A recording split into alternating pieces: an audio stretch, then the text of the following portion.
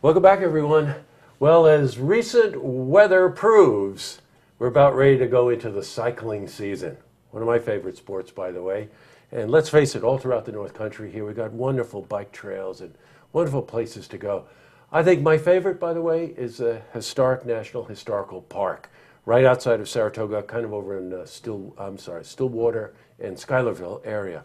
And joining me today is a park ranger. Hi. Woo! This is Megan Stevens. So How are you welcome, today? Megan. I'm fine, thank you. Very Good, nice good. to have you here. Thanks for having me. Park ranger, that was always, you know when they always say you have a bucket list and there's something Yeah. you'd love to do? Definitely. I'd love to be a park ranger. I'm not sure they'd have me, but I would love to be a park ranger. You know, if we can't have you as the park ranger, we would always have you as a volunteer. Oh, So that's we good. have a lot of those at the park. How long have you been a park ranger? I've been there about full-time almost 6 years now. I started when I was in college, and the rest, as they say, is history. I'm still there. Yeah, I got you. Yeah. What do you like about it?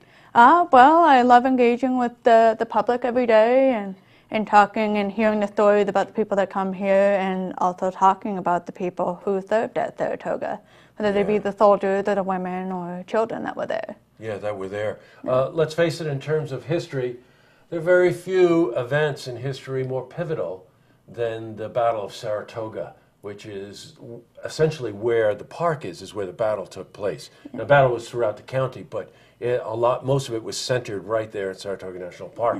I asked Megan before we went on, you know, are there any differences in the roles that the park rangers play? And it's a title I've never heard, Megan, Interpretive Park Ranger. Yeah. So tell me what that means. So we interpret the history that took place at the Saratoga battlefield.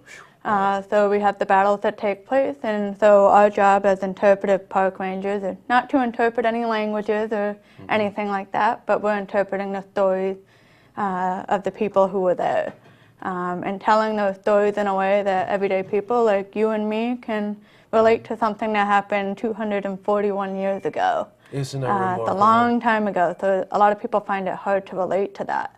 Yes. So our job is to make it relatable to everybody. So I guess it goes without saying that you'd have to have a real love of history. Absolutely. Have you always had a love of history? Funny you should mention that. No. No. You know, I enjoyed it in high school and never really thought much of it. Went to college. I went to a liberal arts school in Western New York, and originally went for engineering, and then decided I didn't like physics, and I took a history class, and it all just clicked for me. Nice. So right after that semester, I went over to the park and decided I'll check it out, see if I like it. And after the first summer, I was hooked. Good. Talking to people, and as you can tell, I like to talk a lot. You like it, yeah, but I love it. You know, we should all find something that we love to do. Absolutely. Now, the park is a wonderful place to cycle, by the way. And the reason I opened talking about cycling is that this weekend, Saturday with a rain date of Sunday, Correct. the park is hosting something called a Bike Summit. This is a wonderful opportunity.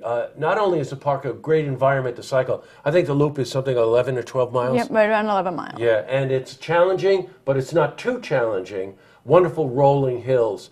But you can bring your bike over. Let's face it, we're all getting them out of storage now.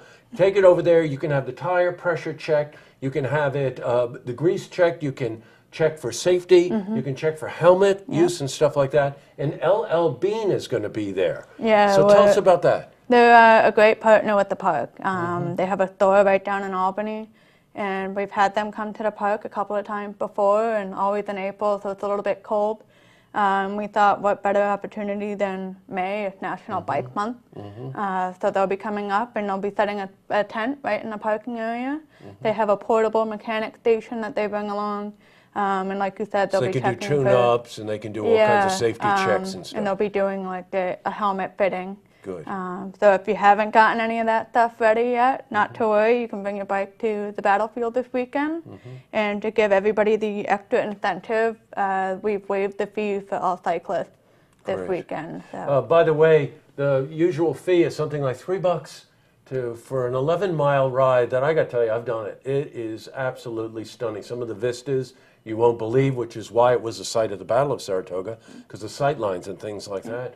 And it, and of course, this weekend, it's free, so it's not even $3. So just Yeah, you can't pass up a free opportunity. no, you can't. The park usually stays open for cycling until it snows, right? Until the weather turns. Yeah, I mean, the grounds are always open to pedestrian use. With the mild winter that we had this year, we saw people out on the road cycling in February. Yeah. You never see that. Boy, you do. But it is closed to vehicle traffic in the wintertime, and it opened up to vehicle traffic starting in April and the spring once all the snow melts. Yes. What she's referring to there is that for $5, you can take a car. You have to go very slow, but you can take a car throughout the whole park, and beautiful picnic areas and places to hang out and take photographs and stuff like that. So, reminder, this Saturday, the 14th, at the Saratoga National Historical Park, which is right outside of Saratoga, over in the Schuylerville, Stillwater area. Bring your bikes over, bring your family over, bring a bike of any kind over, and you can have it checked over for safety, for any of the number of things. And if you need a helmet or your child needs a helmet, you can get fitted for a helmet as well. Yeah. Good, great. Well, Megan, thank you so much for coming in. No problem. Thank you for having me. And I'll see you over the weekend. All right, sounds good. We'll see you there. Thank you. Sure. To see this interview again, you can head to our website, looktvonline.com.